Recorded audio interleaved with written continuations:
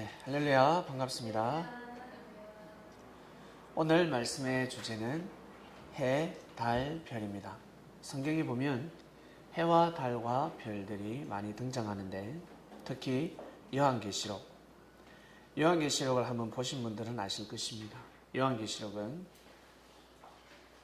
앞으로 예수님께서 재림하시면 일어날 일들이라고 말씀하고 있습니다. 많은 사건들이 있는데 그 중에 해와 달, 별 말씀을 뽑았습니다. 요한계시록 6장 12절을 보면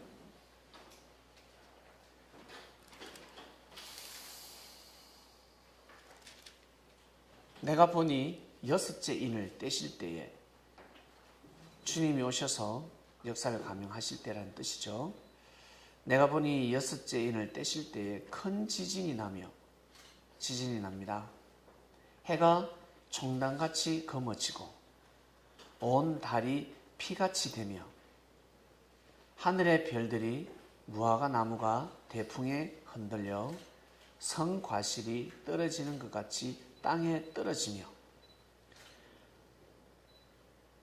하늘은 종이 축이 말리는 것 같이 떠나가고 각 산과 섬이 제자리에서 옮긴다라는 말씀이 있습니다.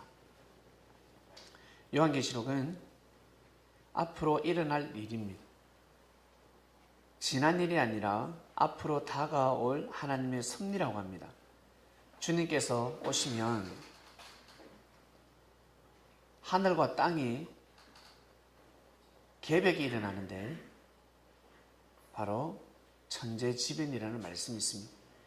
해가 총단같이 검어집니다. 해가 빛을 잃습니다. 해가 빛을 잃으면 살 수가 없습니다. 만물과 사람들은 해를 보고 삽니다. 햇빛을 받지 않으면 살 수가 없습니다. 해가 빛을 잃습니다. 어떻게 살 수가 있겠습니까? 한마디로 말세입니다. 정말입니다. 해가 총단같이 검어지고 달이 피같이 됩니다. 피같이. 달이 빛을 잃는다는 뜻이죠. 그리고 하늘의 별들이 무화과 나무가 바람에 흔들려 떨어지는 것 같이 우르르 떨어진답니다. 우주의 그 수많은 별들이 다 떨어집니다. 이야, 놀랄 일입니다. 그리고 하늘은 종이 축이 말리는 것 같이, 종이를 이렇게 우리 달력 말듯이, 두루마리 말듯이 쫙 말린다고 합니다. 하늘이 종이 축같이 말려버립니다. 그리고 산과 섬이 제자리에서 옮깁니다. 세상에 산과 섬이 옮겨진다 그러면 이것은 정말 이 땅이 갈라진다는 뜻 아니겠습니까? 이러한 일이 일어난다. 언제? 예수님이 오시면. 예수님이 오셔서 재림 역사를 감행할 때 이런 일이 일어난다 하셨습니다. 무섭지요? 근데 다들 눈빛이 아주 무엇이 당당한 대담한 눈빛입니다. 전혀 두려움에 떨지 않는. 예. 원래 이 구절을 보면 달이라도 약간 떨어야 되는데 전혀 떨림이 없습니다. 요한계시록에는 이렇게 예언이 되어 있고, 요한계시록에는 이렇게 예언이 되어 있고, 해와 달과 별, 빛을 잃는다는 말씀이 표현만 다를 뿐이지 뜻은 같습니다. 구약에도 나와 있습니다. 한번 볼게요. 구약 요엘서입니다. 요엘서 이사야 나오는데 볼게요. 요엘 3장 15절입니다. 해와 달이 캄캄하여 별들이 그 빛을 거두도다. 해와 달이 캄캄해집니다. 별들이 그 빛을 거둬버립니다. 그 앞에서 땅이 진동하며 하늘이 떨며 1월이 캄캄하여 별들이 빛을 거두도다. 세상에 여호와의 크고 두려운 날이 이르기 전에 어두워지고 달이 핏빛같이 변하려니와. 와, 요한계시록 성경을 읽은 구절하고 내용이 똑같습니다. 약간 다른 것 같은데 뜻은 똑같습니다. 구약에서 표현하는 어법은 신약 때보다 더 세련되지 못합니다. 강렬하지 못합니다. 옛날 이 사람들의 언어기 때문에 그 당시에 요엘서가 선포한 말씀이 그대로 이루어진다 그러면 얼마나 두렵습니까? 한마디로 말세죠. 종말입니다. 언제? 하나님이 오실 때. 여호와의 크고 두려운 날이 이르기 전에 어두워지고 달이 핏빛같이 변한다 했습니다. 이사야 선지자가 또 말씀을 선포했는데 13장 10절입니다. 하늘의 별들과 별떨기가 그 빛을 내지 아니하며 해가 돋아도 어두우며 그 빛을 비치지 아니할 것이로다. 해가 빛을 비추지 않는답니다. 하늘의 별들이 빛을 내지 않습니다. 해가 빛을 안 내니까 별들이 빛을 낼 수 있습니까? 한마디로 말세입니다. 구약 때 이란 말세가 예언이 되어 있었습니다. 구약 때 말세가 예언이 되어 있었는데 그런데 구약의 예언이 지금까지 한 번도 이루어지지 않았습니다. 이 말씀은 이루어지지 않았습니다. 해와 달과 별들이 빛을 잃은 적이 있습니까? 없습니다.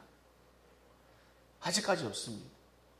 그래서 이스라엘 백성들은 유대인들은 정통 유대인들은 아직까지 하나님이 이 땅에 오지 않으셨다라고 합니다.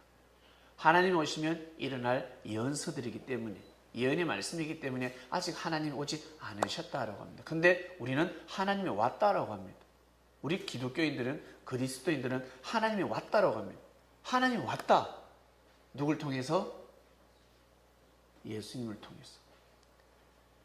하나님을 대신하는 하나님의 아들 예수님이 오셨다라고 합니다. 그래서 우리는 섭리가 시작되었습니다. 기독교라는 섭리가 시작되었습니다.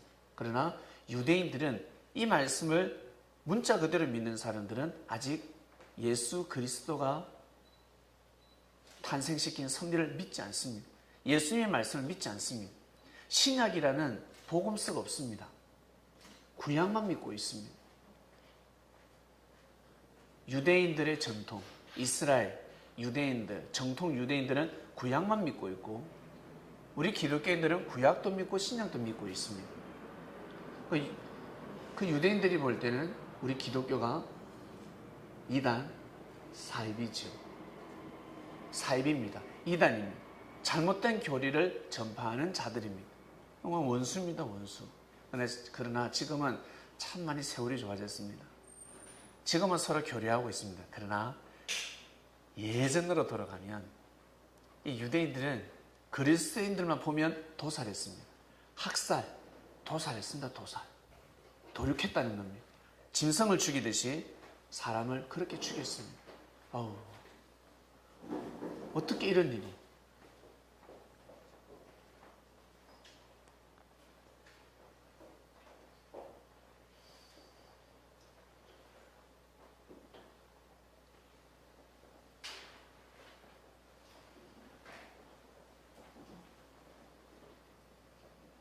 자, 구약의 예언과 신약의 예언은 같습니다. 내용과 표현법이 다를 뿐이지 뜻은 똑같습니다. 똑같은 뜻을 전달하고 있습니다. 구약인들은 하나님을 기다리고 있고 우리 신약인들은 예수님을 기다리고 있습니다. 예수님 많이 기다리셨지요? 예수님을 기다리고 있습니다. 예수님이 오시면 이러한 일이 일어난다. 요한계시록에 기록되어 있는 예언들이 다 일어난다고 믿고 있습니다. 어떤 게 진짜일까? 어떤 게 진짜일까? 궁금하지 않습니까? 이 사상 싸움입니다. 진리의 싸움입니다. 유대인들이 믿는 하나님이 진짜인지 아니면 우리 기독교인들이 그리스도인들이 믿는 하나님이 진짜 하나님인지 서로 이단일을 하고 있습니다. 기독교 안에서도 천주교가 있고 개신교가 있습니다. 성당이 있고 교회가 있다는 겁니다. 천주교는 개신교를 이단이라 하였습니다. 종교개혁대로 돌아가며 이단이라 하였습니다. 교황청에서는 개신교를 이단이라 하였습니다. 그런데 이단이 아니었습니다. 역사가 지나고 보니까 이단이 아니었습니다. 똑같은 하나님을 믿고 똑같은 예수님을 믿는데 수많은 교파가 탄생되었고 서로 이단을 하고 있습니다. 지금까지도 그러한 이단 시비가 왔던 것처럼 인류가 존재하는 앞으로도 영원히 이단 시비는 있을 것입니다. 하나님 보시기에 누가 진짜인지, 하나님 보시기에 누가 이단인지, 잘못된 교리를 가르치면, 잘못된 말씀을 가르치면 이단이 되는 겁니다. 오늘 그 공부를 하는 시간입니다. 신약의 예언, 해달별, 빛을 잃는 내용과 구약에 나와 있는 예언서는 똑같습니다. 도대체 이게 무슨 뜻인가? 해와 달과 별이 무엇인지 정확하게 알아야 합니다. 지금은 비유론이 이어지고 있습니다. 성경은 비유로 되어 있다. 하나님께서 비유로 말씀하셨다. 왜 비유로 말씀하셨을까? 우리 사람들이 못 깨닫기 위해서? 아니요. 만물을 주관하는 사람들이 하나님의 섭리를 너무 잘 깨닫게 하기 위해서, 쉽게 이해할 수 있도록, 어린아이부터 시작해서 남녀노소를 불문하고 다 이해할 수 있도록 하나님이 비유로 말씀하셨습니다. 만물을 들어서서 그대로 비유를 하셨습니다.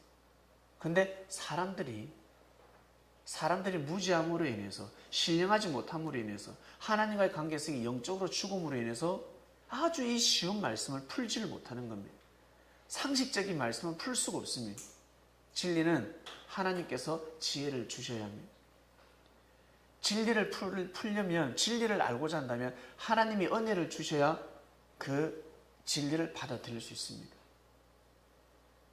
우리가 믿음 생활할 때 여러분 어떻습니까? 공부 잘하는 사람들도 말씀을 들으면, 진리를 들으면 은혜를 받지 못합니다. 공부는 못하는데 말씀을 들으면 은혜를 받아요. 하늘이 허락하기 때문에 그렇습니다. 교만한 마음을 가지고 있으면 절대 은혜가 오지 않습니다. 예배 드릴 때 거만한 마음을 가지고 오잖아요. 그래, 니 한번 잘해봐라. 그래, 한번 잘해봐. 이러면 은혜가 되지 않습니다. 오기 전에 하나님, 사람을 통해서 역사하시는 하나님, 주님이 말씀을 선포하실 줄 믿습니다. 겸허하고 겸손한 마음을 가지고 와서 예배를 참석하면 많은 은혜를 받을 수가 있습니다. 마음에 따라서 하늘이 허락을 하느냐 안 하느냐.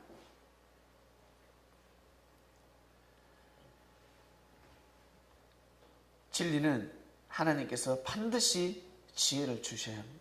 눈을 뜨게 해주셔야 합니다. 그러지 않으면 깨달을 수가 없습니다. 지금까지 배웠습니다. 비유로 말씀을 배웠는데 배우니까 어떻습니까? 어렵습니까? 쉽습니까? 너무 쉽잖아요. 성경이 너무 쉬운 겁니다. 이 쉬운 것을 우리가 모르고 있었습니다. 세상에 어떻게 이걸 몰랐을까? 1-1보다 더 쉽습니다. 이게. 성경이 알고 보면 성경이 너무너무 쉬운 말씀들입니다. 근데 우리가 몰랐다는 건 이것도 마찬가지입니다.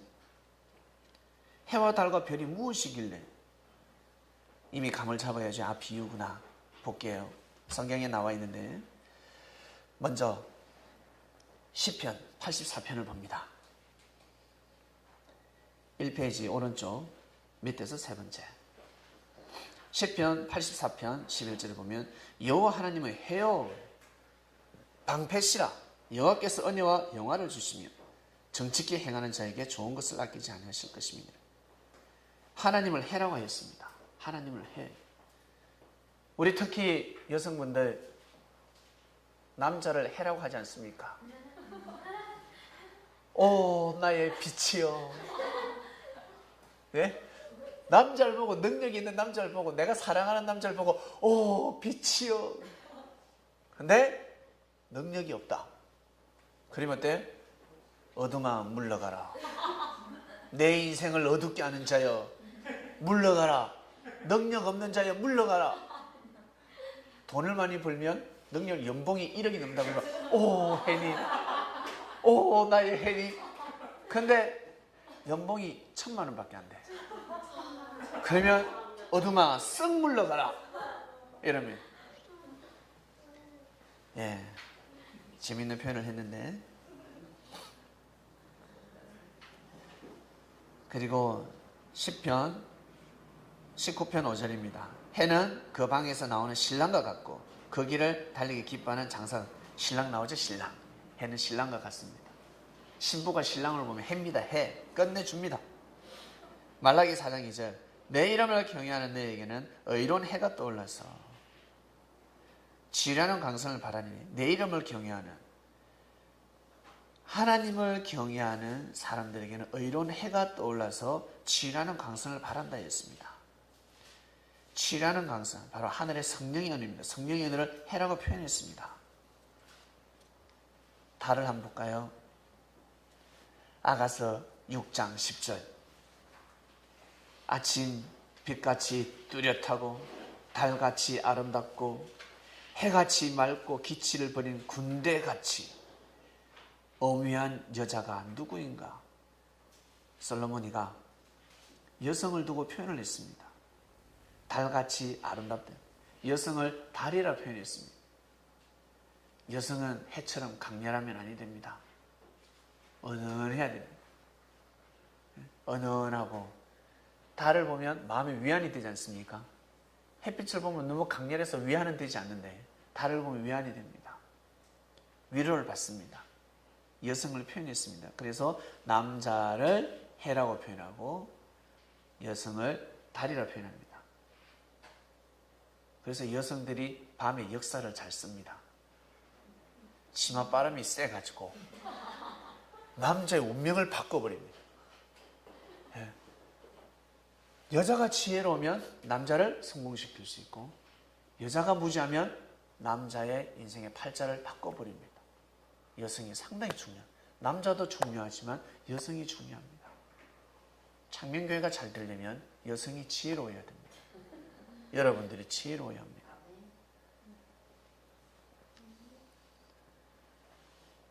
여자가 남자가 싸우면 여자가 이깁니다.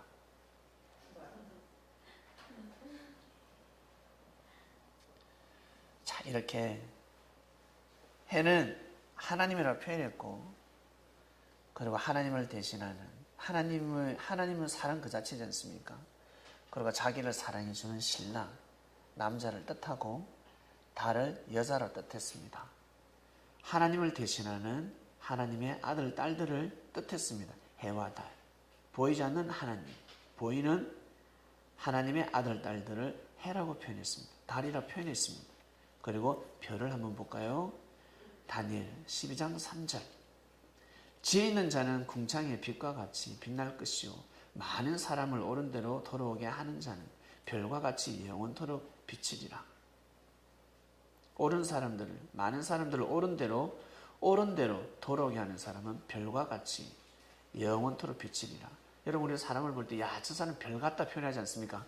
요즘 용어로 무엇입니까? 스타다, 스타 이러잖아요. 오면 야, 스타다, 스타라고 합니다. 빛을 발하고 있는 겁니다. 사람을 뜻하지요. 히브리서 11장 12절입니다. 이름으로 죽은 자와 방불안한 사람으로 말미암아 하늘의 흩은 별과 또 해변의 무수한 모래같이 많이 생육하였느니라. 많은 생명을 생육했다는 뜻입니다. 하늘에는 흩은 별, 셀 수 없습니다. 별을 셀 수가 없습니다. 해변가의 모래알을 셀 수 없듯이 하늘의 별을 셀 수 없습니다. 이렇게 사람을 번성시킨다는 뜻입니다. 창세기 22장 17절. 내가 네게 큰 복을 주고 네 씨로 크게 승하여 하늘의 별과 같고 바닷가의 모래와 같게 하리니 네 씨가 그 대적의 문을 얻으리라. 하나님이 아브라함, 이삭, 야곱에게 하신 말씀입니다. 큰 복을 준다 했습니다. 아브라함에게. 네 씨로 인하여 하늘의 별과 같이 많게 하리라 하였습니다. 생명을, 사람을 별이라 표현했습니다. 요한계시록 22장 16절입니다. 나 예수는 교회들을 위하여 내 사자를 보내어 이것들을 너에게 전가하게 하였노라. 나는 다윗의 뿌리요 자손이니 곧 광명한 새벽별이라 하시더라. 새벽별, 다윗의 뿌리요 곧 광명한 새벽별, 예수님을 새벽별이라 했습니다.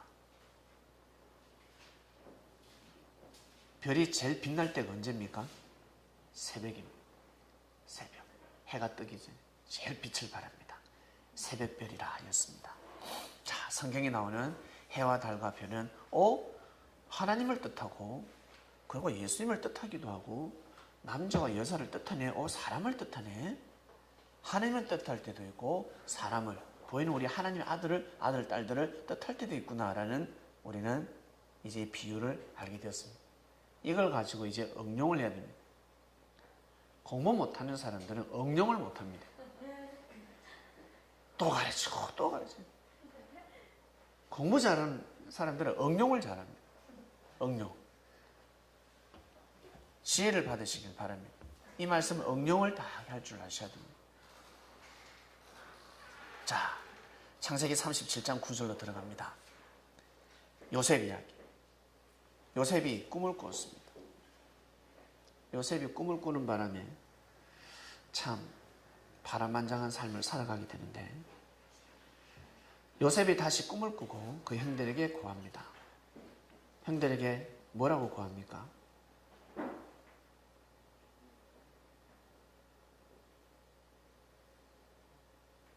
내가 꿈을 꾼 적 해와 달과 11별이 내게 절하되이다 하였습니다. 해와 달과 11별이 내게 절하되이다 하였습니다. 요셉이가 꿈을 꿨는데 해와 달과 11별이 요셉한테 절한다 했습니다. 혹시 꿈을 풀 수 있겠습니까? 꿈 풀 수 있겠습니까? 형들이 꿈을 풀어버립니다. 그가 그 꿈으로 부영에게 아버지하고 형들에게 고했습니다. 아비가 꾸짖었습니다. 형들은 대노했습니다. 그에게 이르되 너의 꿈이 무엇이냐? 나와 너희 어미와 네 형제들이 참으로 땅에 엎드려 네게 절하겠느냐? 바로 이 뜻입니다. 요셉이가 꿈을 꿨는데 아버지가 어떻게 풀었냐면 해와 달과 11별이 나한테 절하더라라는 꿈을 꿨을 뿐인데 아버지는 뭐라고 하냐면 나하고 너 엄마하고 형들이 너에게 절을 하겠냐라고 했습니다. 요셉이 할 말이 있습니까? 말을 할 수가 없어요. 결국 어떻게 됐습니까? 이 꿈이 이루어졌습니까? 안 이루어졌습니까? 이루어졌습니다. 결국 이루어졌습니다. 요셉의 노정을 여러분들 너무 잘 아실 것입니다. 요셉이가 꿈을 꾸었다는 것은 이 꿈은 자신이 꾸은 꿈이 아닙니다. 혹시 이번 주에 11별이 자기한테 절을 하던가요? 해와 달이 절을 하고 11별이 절을 하는 사람, 꿈을 꾼 사람 못 꾸잖아. 아무리 꾸고 싶어도 꿀 수가 없어요. 만약에 꾸게 되면 어떻게 됩니까? 돌았다. 저 돌았다. 뭐? 우리가 니한테 절해? 대부분이랍니다. 전 개꿈이야라고 이야기합니다. 이 꿈을 꾸게 되면 인정받지 못하고 무시당하게 됩니다. 요셉은 자신이 생각해서 꿈을 꾼 것이 아니라 하나님께서 주신 꿈이었습니다. 그래서 요셉도 놀랐습니다. 꾸었으니까 이야기했을 뿐입니다. 요셉이가 총리가 되는 꿈이구나라는 것을 알았겠습니까? 생각할 수가 없습니다. 그냥 꾸었을 뿐입니다. 꾸면 이야기하고 꾸면 이야기하니까 그 집안은 꿈을 잘 꾸니까 아버지부터 시작해서 형들도 꿈을 꾸지 동생도 꾸지 꿈 이야기를 하는 거예요. 그냥 서로 꿈 이야기를 꾸어서 이야기했을 뿐인데 이게 화근이 된 거예요. 형들은 장자권이 요셉한테 갈 수 있겠구나. 장자권이 요셉한테 가면 다 무릎을 꿇어야 되니까 이건 이제 문제가 생기죠. 그래서 형들은 마음을 먹습니다. 요셉을 죽이고자 합니다. 그러나 큰형 르우벤의 은혜로 요셉을 죽이지는 못하고 아라비아 상인한테 팔아버립니다. 애굽에 무역하러 가는 사람한테 팔아버렸다는 거예요. 요셉은 애굽에 팔려가서 애굽에 종으로 노예로 갑니다. 노예 신분을 여러분 안 당해보셨지 모르지만 시공으로 표현하면 어떠냐면 감옥에 가면 우리 죄수들 있잖아요. 그들은 탈옥할 수 없습니다. 탈옥을 하면 예전에는 사형이었지요. 요즘은 탈옥하게 되면 가중처벌로 형이 계속 늘어납니다. 한번 그곳에 따르면 끝입니다. 영원한 노예입니다. 영원한 노예. 요셉이가 팔려갔다는 것은 죽을 때까지 노예로 살아가야 합니다. 더 이상 빠져나올 구멍이 없습니다. 하늘이 솟아나도, 하늘이 무너져도 솟아날 구멍이 없는 곳으로 들어갔습니다. 쥐구멍에 볕들날이 있다? 없습니다. 그런 곳으로 들어갔습니다. 요셉은 미치는 거죠. 그냥 인생을 포기해야 되는 곳으로 들어갔답니다. 인생을 이제 포기해야 되는 겁니다. 희망이라는 곳은 없습니다. 인생을 포기해야 됩니다. 그런 곳으로 하늘이 밀어넣습니다. 마치 다니엘 세 친구가 사자굴에 들어가 불구덩이에 들어가시, 더 이상 소생할 수 없는 구덩이로 들어가는 겁니다. 애굽이 그런 곳이었습니다. 노예로 들어갔습니다. 노예로. 요셉의 마음이 어땠을까? 근데 요셉은 배운 것이 있습니다. 요셉은 배운 것이 있습니다. 그리고 하나님의 은혜를 받았습니다. 정조 할아버지가 섬겼던 하나님, 할아버지가 섬겼던 하나님, 자기 아버지가 섬겼던 하나님을 요셉은 절대 믿었습니다. 자기 정조 때부터 받았던 그 말씀을 절대 믿었다는 거예요. 하나님이 함께하고 계신다는 것을 믿었다는 것입니다. 이거 믿기가 얼마나 어려웠겠습니까? 한번 생각해 보세요. 떠돌이 생활을 합니다. 그 할 것도 없습니다. 내 광야를 돌아다녀야 합니다. 가뭄이 들면 또 저쪽 땅 끝으로 가야 돼요. 또 가뭄이 들면 이쪽 땅 끝으로 가야 돼요. 내 전쟁을 해야 되며 싸워야 되며 먹고 살기 위해서 생존 경제, 정말 노심초사였습니다. 늘 불안했습니다. 여유로운 삶이 아니었습니다. 한 손에는 쟁기를 들고 한 손에는 칼을 들며 삶을 살아야 되는 이 부족들이었습니다. 요셉은 아버지로부터 피를 이어받았습니다. 믿음의 피를 이어받았습니다. 그리고 하나님께서는 아브라함, 이삭, 야곱, 그리고 야곱의 12아들 중에서 애굽의 총리가 될 자를 뽑아야 되는 겁니다. 하나님의 원래 계획이었습니다. 12아들 중에 한 명을 뽑아야 되는데 12아들 중에 한 명을 뽑아야 합니다. 아브라함, 이삭, 야곱의 가문에서 이 가문을 살리는 한 생명을 뽑아야 됩니다. 그 자리는 총리 자리였습니다. 하나님은 이미 준비시켜놨습니다. 어떤 사람을 뽑을까? 여러분이 하나님은 어떤 사람을 뽑겠습니까? 여러분이 하나님이면 어떤 사람을 뽑겠습니까? 아브라함의 하나님, 이삭의 하나님, 야곱의 하나님을 절대 믿는 사람입니다. 아브라함의 역사를 절대 믿고, 이삭의 역사를 절대 믿고, 야곱의 역사를 절대 믿고, 허물과 죄를 다 용서해주고 덮어주고 십자가를 짊어지고 가는 자를 뽑는 겁니다. 그가 요셉이 되는 겁니다. 하늘은 마음의 중심을 보십니다. 왜? 아니면 역사 끝나니까. 역사 끝나니까. 조금이라도 비평할 수가 없습니다. 많은 사람들은 다 악평하고 욕을 해도 그 자리에 가야 될 사람은 욕을 하면 아니 됩니다. 성나서 욕은 할 수 있겠지만 악평을 하면 아니 됩니다. 난절하게 쪼개야 합니다. 그러지 않으면 역사의 바톤을 절대 이어받을 수 없습니다. 부정하고 악평하는 자에게 역사의 바톤이 넘어가면 끝나는 겁니다. 역사는 끝나는 겁니다. 요셉이가 형들을 품지 못하는 요셉이가 예를 들어서 레이나 시몬이가 만약에 애굽의 총리가 되었다, 팔려갔다, 그놈들은 그 하모레 족설, 소세지, 오뎅 다 끊어붙잖아요. 자기 여동생이 강간당하는 바람에 그들에게 할례를 해라. 할례 안 할래? 우리하고 사돈 맺을래 안 맺을래? 사돈 맺자. 동물부터 시작해서 남자들, 수컷들 전부 다 할례 다 해라. 그 할례를 하면 걷지를 못해요. 뛰지를 못한다고. 할례 딱 시켜놓고 때 밤에 가가지고 싸그리 그냥 다 죽여버렸잖아요. 싸그리 다 죽여. 아주 잔인한 칼을 가지고 있었습니다. 이러한 자가 애굽의 총리가 되었다.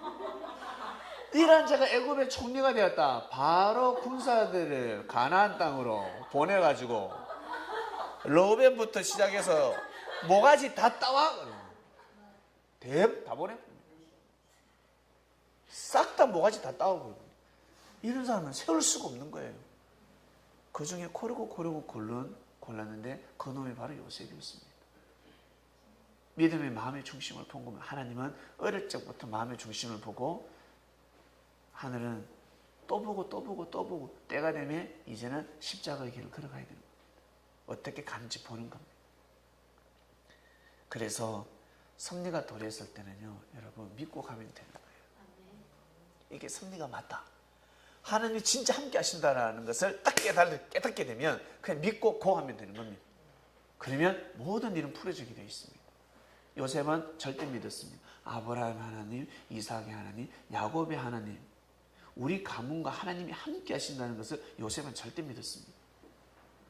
그래서 가는 곳마다 요셉은 형통했습니다. 수많은 어려움이 있었겠죠. 수많은 고초가 있었는데 요셉은 굴복하지 않았습니다. 환경에 굴복하지 않았습니다. 무릎 꿇지 않았습니다.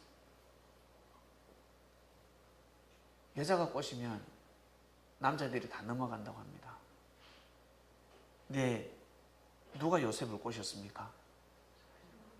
보디발 장군의 아내, 시위대장, 한마디로 청와대의 모든 경호를 담당하는 대장입니다. 그러니 부인이 얼마나 예뻤겠습니까? 할머니였겠습니까? 예? 아니요. 젊었던 거예요. 예뻤어요. 요셉의 능력을 보고 꼬시였습니까? 근데 요셉이가 넘어가지 않습니다. 요셉이가 넘어가면 큰일 나는 거예요. 요셉은 이래도 죽고 저래도 넘어가도 죽고 안 넘어가도 죽는데 그때 결단을 합니다. 넘어가면 안 된다. 넘어가면 안 된다. 하나님 앞에 맡기는 겁니다. 마치 우상 앞에 무릎을 꿇지 않았던 다니엘처럼, 다니엘의 3명의 친구들처럼 이 여인에게 숙청을 드는 것은 우상 앞에 무릎을 꿇는 거였습니다. 요셉이가 총리가 되고 나면 이제는 운명이 달라집니다. 이 여자가 와서 무릎 꿇어야 됩니다. 지금은 요셉이가 절대 이 여인에게 무릎을 꿇으면 아니 되는 때였습니다. 우상 앞에 무릎을 꿇으면 아니 됐습니다. 요셉이가 지혜로웠죠. 결국 죽음의 위기에서, 죽음의 사선에서 요셉은 살아남습니다. 보디발 장군의 은혜로 이 여인은 요셉을 죽이고 싶어 했습니다. 왜? 요셉이가 자기 사랑을 못 받아줬습니까? 차였습니다. 한번 차여봤습니까? 혹시 고백하다가? 예? 한번 차여봤어요? 그것도 꼭 못난 놈한테, 자기보다가 진짜 못난 놈한테 사랑을 고백했는데 차였어. 기분 진짜 그거는, 예? 아니 나보다 뛰어난 사람도 아니고 보기에 하찮고 진짜 보기에 못난 놈이 니 내 같은 놈하고 어떻게 사겨 하는 사람한테 사랑 고백을 했는데 차였어요. 그거는 진짜 기분 완전 이건 기분 잡치는 거죠. 이 여인은 이제 요셉을 죽여야 되는 겁니다. 왜? 자기가 꼬셨으니까. 이 발설이 되면 큰일 나지 않겠습니까? 결국 요셉을 누명을 씌우고 죽이고자 했습니다. 그러나 보디발 장군은 요셉의 눈빛을 통해서 알았습니다. 요셉의 평소의 삶을 통해서 알았습니다. 야시 같은 여편 내가 꼬신 건 맞아. 여편 내 눈빛을 딱 보면 연기 잘하거든. 딱 보면 연기하는 게 표가 나요. 근데 요셉의 눈을 보면 연기가 아니야. 억울하구나. 요셉, 내가 평소에 내 삶을 안다. 그러나 장군이 요셉을 아마 많이 야단쳤을 겁니다. 그리고 죽여버린다라고 하며 감옥에 보냅니다. 모사였지요. 자기 부인의 손에서 살리기 위함이었습니다. 그곳에서, 감옥에서도 어떻게 큰 은혜를 입습니다. 거기서 간수대장에게 은혜를 받고 인정을 받았습니다. 그러다 떡 담그는 장관, 그러니까 애굽의 왕 바로 왕의 측근이죠. 술 담그는 장관, 떡 담그는 장관. 지금으로 보면 떡 담그는 장관, 술 장관이 뭐가 그렇게 뭐 큰 위치일까 하겠지만 상당히 중요한 위치였습니다. 그 당시에는 술 담그는 장관과 떡 담그는 최고로 그 시위대장 보디발 장군 다음으로 힘 있는 자들이었습니다. 네, 이걸 가지고 돈을 쥐고 있었단 말이에요. 지금은 우리가 떡하고 술 별로지 않습니까? 근데 이 당시 때 돈이라면 이게 돈이었기 때문에 경제부 장관과 똑같습니다. 이들이 감옥에 왔습니다. 두 사람 다 동일하게 꿈을 꿨는데 한 사람은 3일 뒤에 죽는 꿈을 꿨고 한 사람은 풀려나는 꿈을 꿨습니다. 누가 죽었습니까? 떡 장관, 떡대포입니다. 술 장관은 풀려났고 술 장관이 풀려날 때 요셉에게 뭐라고 했습니까? 너의 억울함을 내가 왕에게 고해서 너를 풀게 해주겠다. 너를 풀어나게 해주마. 근데 그 약속을 지키지 못했습니다. 그러나 하나님은 또 승리하셨습니다. 왕이 꿈을 꿨습니다. 그 꿈은 예사롭지 않은 꿈이었습니다. 하나님이 계획적으로 꿈을 꾸게 했습니다. 아무도 풀지 못했습니다. 하나님이 개입하지 않았더라면 박사, 박수, 술객들 중에 누군가 풀었습니다. 그 꿈을 반드시 풀었습니다. 근데 하늘이 못 풀게 했습니다. 왜? 임자가 따로 있으니까. 요셉이 풀어야 되는 겁니다. 다 못 풀게 사람들의 눈을 가렸습니다. 결국 요셉이가 바로 왕 앞에서 꿈을 풉니다. 왕이시여, 왕이 꾼 꿈은 그 두 가지다. 내용은 다른 것 같은데 뜻은 똑같습니다. 앞으로 7년 동안 풍년이 들고 7년 후에는 흉년이 옵니다. 그것도 몇 년? 7년 동안. 이 14년이 상당히 중요합니다. 7년 동안 이때 하나님이 이 땅을 축복할 때 방심하지 마시고 7년의 흉년을 대비해야 됩니다. 만약에 내년부터 7년의 흉년이 온다 생각하면 여러분 어떡하시겠습니까? 내년부터 7년의 흉년이 온다. 물이 없다. 물 없다. 앞으로 물이 없을 수 있다. 비가 안 온다. 그러면 지혜로운 사람은 반드시 우물을 팔 겁니다. 상수도도 물론 있겠지만 만약을 대비하는 겁니다. 우물을 팝니다.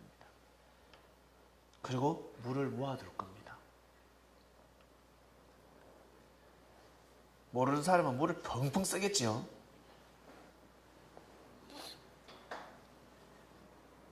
요셉의 꿈풀이를 바로왕은 한 번에 받아들입니다. 맞다는, 요셉 네가 꿈을 꾼 게 맞다는. 왜? 하나님이 은혜를 주셨으니까. 바로왕의 손뼉을 탁 칩니다. 맞다는 거예요. 정말 맞다 요셉아. 요셉이 뭐라고 합니까? 한 번 더 그냥 꿈만 풀어주는 것이 아니라 농업진흥 정책을 내려놓습니다. 왕이시여, 지금부터 정사를 잘 돌봐야 합니다. 아니면 다 죽습니다. 이 나라는 다 파탄이 나고 이제는 다 굶어 죽습니다. 나라에서 국고를 부숴서 국유지를 풀어서 백성들이 농사를 지켜 하소서. 그리고 5분의 1을 거둬들이소서. 그리고 곡간 열쇠를 풀어서 다 양식을 사들이소서. 지금 돈 다 필요 없습니다. 나중에는 어마어마한 돈들이 들어옵니다. 검은 부화가. 왜냐하면 검은 부화가 없는 시대가 도래하니까. 검은 부화가 가치를 잃어버리는 시대가 도래한다는 겁니다. 그러니 7년 풍년이 들었을 때 지역마다 곡식 저장 창고를 꼭 만들어야 됩니다.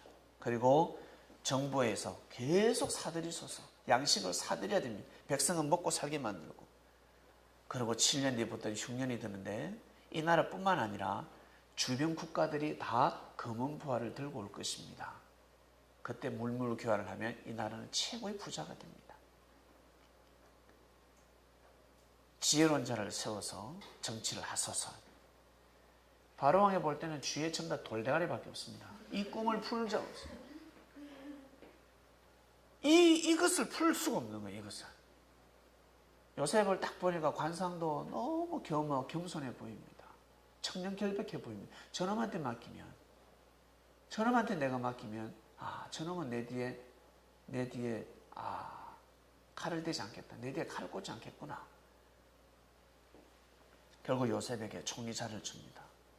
여러분, 이게 우리가 쉬운 것 같지만 너무 놀랍지 않습니까? 요셉이가 애굽의 총리가 되었습니다. 그것도 종인데, 노예인데, 그것도 히브리 족속인데, 그 당시 히브리 족속들은 사람 취급을 받지 못했습니다. 애굽인들하고 밥도 먹지 않았어요. 애굽인들이 밥도 먹지 않았습니다. 부정탄다고.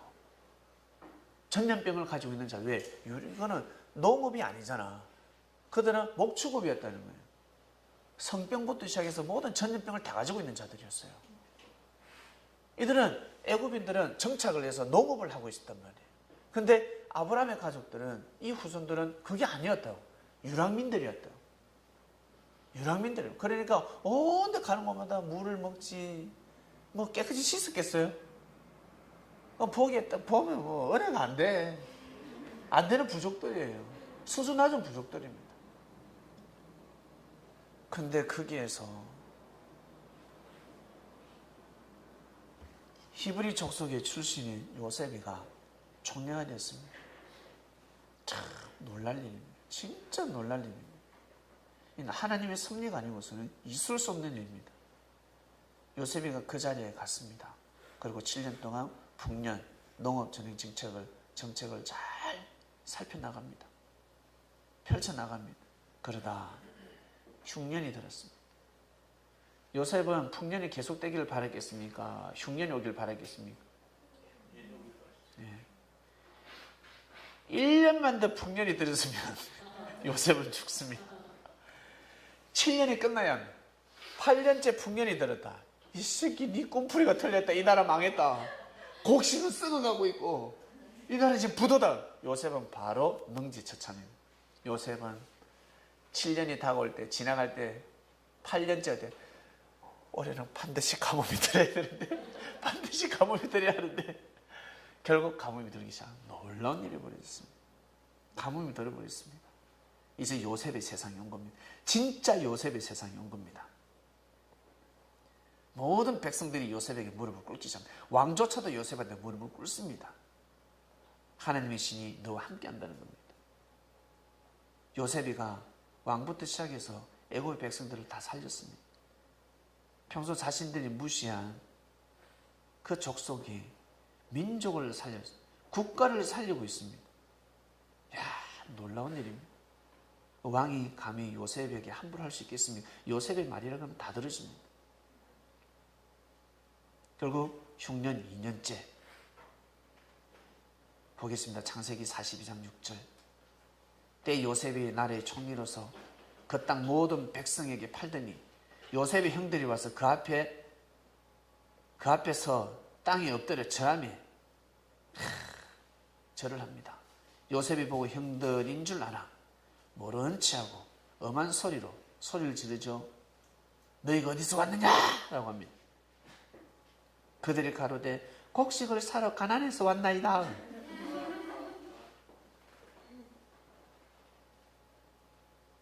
요셉은 그 형들을 알지만 그들은 요셉을 알지 못합니다.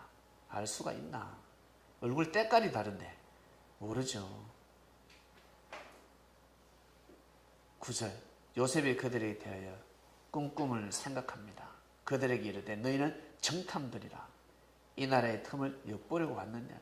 너희들 정탐꾼 아니 첩자 아니냐? 스파이 아니냐? 왜 그 당시에 스파이 많았으니까. 간첩들이다. 잡아들이라. 죽여야 된다는 겁니다. 요셉이가 모사를 쓰지요. 자, 결국 무릎을 꿇게 됩니다. 요셉에게 무릎을 꿇어버렸습니다. 요셉이가 꿈을 꿨는데 해와 달과 별들이 자기에게 절하더라 했습니다. 가정적으로 볼 때는 아버지와 어머니와 그리고 형들이지만 민족적으로 국가적으로 볼 때는 해 같은 애굽의 왕, 달 같은 대신들, 정치인들입니다. 그리고 별 같은 애굽의 백성들이 요셉에게 무릎을 꿇게 되는 겁니다. 이러한 역사가 일어나 버렸습니다. 이러한 일이 일어나 버렸습니다. 해와 달과 11별은 진짜 저 해와 달과 별이 아니라 만물이 아니라 바로 사람이었습니다. 구약에 예언되어 있습니다. 해와 달이 빛을 잃어버린다. 언제? 그때 하나님이 오실 때, 하나님의 여호와가 이 땅에 올 때 해와 달이 캄캄해지고 별들이 빛을 잃고 피피같이 변하고 빛을 다 잃어버린다 했습니다. 결국 하나님을 대신하는 누가? 그리스도 예수님이 이 땅에 발걸음을 했을 때 해와 달과 별들은 빛을 잃었습니다. 해 같은 제사장들, 달 같은 율법사들, 그리고 이들이 전하는 말씀을 믿고 따르는 백성들이 빛을 잃어버린 겁니다. 이들의 권위가 상실되어 버린 겁니다. 예수님을 통해서 그리스도의 역사가, 기독교가 다시 시작됩니다. 말씀을 가져왔으니 빛을 잃어버리는 겁니다. 요셉이가 꿈을 풀었을 때 그들이 빛을 잃어버리듯이 예수님은 율법을 완성케 하는 말씀을 선포했습니다. 완전한 말씀을 선포했습니다. 그러니 빛을 잃어버리는 겁니다. 그들이 전하는 하나님이 아니더라는 거죠. 제사장이나 바리새인들이 전하는 하나님이 잘못된 하나님이더라는 거죠. 하나님을 가지고 장사치더라는 겁니다. 협박하더라는 겁니다. 구원을 가지고 장난치더라는 겁니다. 사람들을. 예수님이 오셔서 진리를 선포하고 그 진리를 믿는 자들은 자유를 얻게 됩니다. 섭리가 출발했습니다. 그리고 지금까지 진행되어져 왔습니다. 그리고 우리는 다시 예수님이 오신다고 믿고 있습니다. 예수님이 육신 부활했으니 육이 진짜 올 거라고 믿고 있습니다. 예수님이 오시면 어떻게? 6째인을 떼시는데 큰 지진이 나고 해가 총나같이 검어지고 온 달이 피같이 얻어지고 달이 피같이 되고 하늘의 별들이 무화과 나무가 흔들려서 열매가 떨어지듯이 땅에 다 떨어진다. 하늘은 종의 축이 말리는 같이 떠나가고 산과 섬이 제자리에서 옮기고 난리법석이 난다 하였습니다. 여러분 이제 이 말씀을 풀 수 있겠지요? 요한계시록 6장 여러분 풀 수 있을 것입니다. 진짜 해와 달과 별들이 아닙니다. 해 같은 사람들. 지금까지 해라고 사람들이 바라보며 그 빛을 받고 살아온 사람들이 빛을 발했던 사람들입니다. 해 같은 존재자들, 이들이 빛을 잃어버립니다. 달 같은 자들, 빛을 잃어버립니다. 별들도 우왕좌왕입니다. 왜? 새로운 역사가 출발하니까.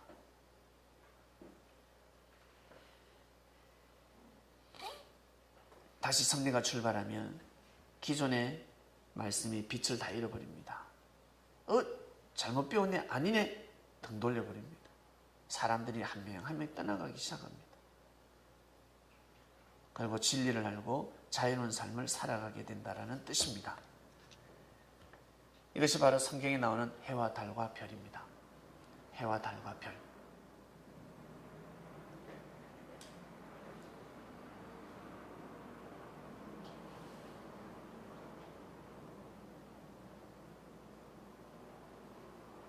요한계시록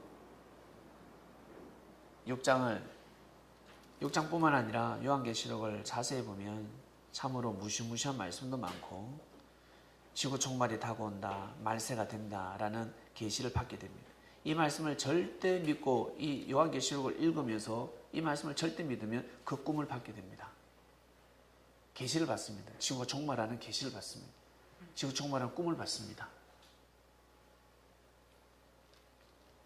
그 꿈을 잘 풀어야 하는데 사람들은 그 꿈을 못 풉니다. 문자 그대로 믿기 때문에 문자 그대로 풀게 됩니다. 네, 오늘 말씀의 주제는 해와 달과 별입니다. 요셉의 노정을 통해서 해와 달과 별이 무엇인지를 알게 되었습니다.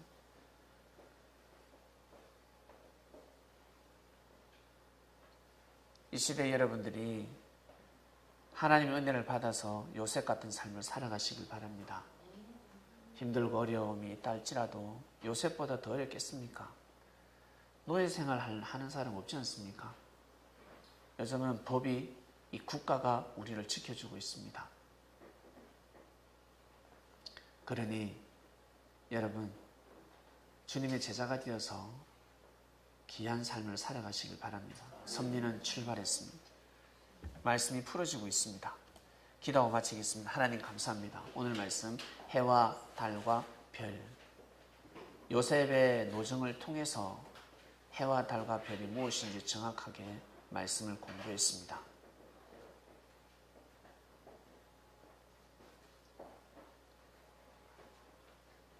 하나님께서는 새롭게 섭리를 하십니다. 왜냐하면 이 지구촌을 지상 천국을 만들기 위해서 사람들의 생각을 가지고는 이 땅에 천국을 만들 수가 없습니다. 자신이 원하는 천국을 만들고 자신이 원하는 삶을 살아가고자 하는 것이지 하나님이 바로 원하시는 뜻을 이루고자 하는 사람들이 극히 드뭅니다. 그래서 이 땅에 법을 내려주시고 새로운 법을 선포하시며 기존의 자기의 생각과 사상과 정신이 해라고 생각하고 달이라 생각하며 별 같은 자들이라고 생각하며 살아가는 자들의 사상과 정신을 무색하게 만들어버립니다. 빛을 잃어버리게 만들어버립니다. 새로운 해가 떠오르기 때문에 빛을 잃을 수밖에 없습니다. 오늘 말씀 저희들 정말 요한계시록의 말씀은 무서운 말씀들입니다. 예수님이 오시면 이 땅은 종말이 일어나고 말세가 일어나는 무시무시한 내용들입니다. 지금 현재 곳곳에서 지진이 일어나고 화산 폭발이 일어나며 각종 테러가 일어나고 있습니다. 그거 하나님이 하시는 것이 아닌데, 하나님이 이 땅을 종말시키려고 하는 것이 아닌데, 수많은 경고를 하고 거기 있으면 죽는다, 거기서 살지 마라, 그렇게 하면 너희들 전쟁이 일어나고 그렇게 하면 너희들끼리 싸우고 내가 원치 않는다라고 수많은 경고를 하고 계시를 하고 묵시를 하셨음에도 불구하고 하나님의 말씀을 제대로 받지 못하는 자들이기 때문에 죽음을 피해갈 수가 없었습니다.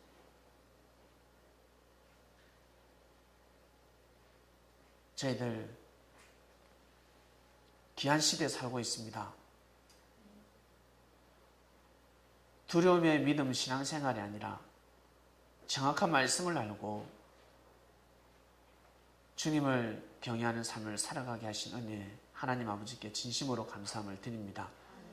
창명교회 성도들을 기억하여 주시고 의로운 해가 떠올랐으니 빛을 받아서 항상 치유의 능력을 영혼력, 치유하는 광선을 바라고 있으니 정말 송아지가 외양간에서 뛰어나서 뛰고 달리며 살아가는 것처럼 자유로운 삶을 살아갈 수 있도록 은혜를 다하여 주시옵소서.